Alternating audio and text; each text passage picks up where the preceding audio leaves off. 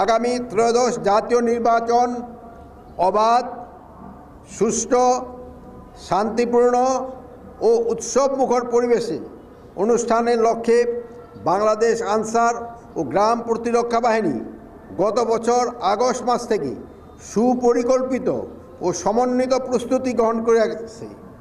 নূতন প্রশিক্ষণ নীতিমালার আলোকে ইতিমধ্যেই ৫৬,০০০ উপজেলা থানা কোম্পানি আনসার, ২,৫৫,০০০ টিডিপি সদস্যা এবং ৩,০০০-এর অধিক আনসার ব্যাটালিয়ন সদস্যকে মৌলিক প্রশিক্ষণ প্রদান করা হয়েছে।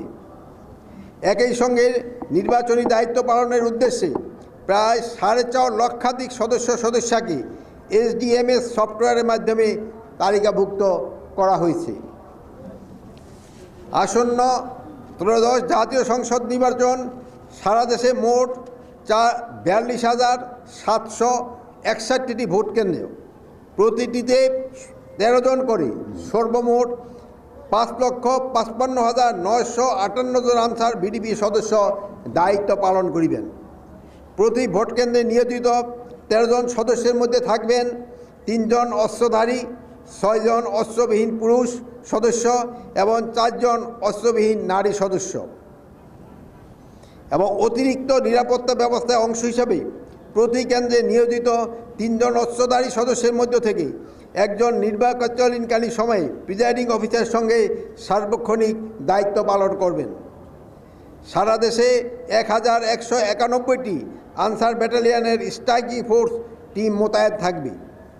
প্রতিটি টিমে ১০ জন করে মোট ১১,৯১০ জন সদস্য দায়িত্ব পালন করবেন, যা সামগ্রিক নির্বাচনী নিরাপত্তা ব্যবস্থাকে আরও সুসংহত ও কার্যকর করবে।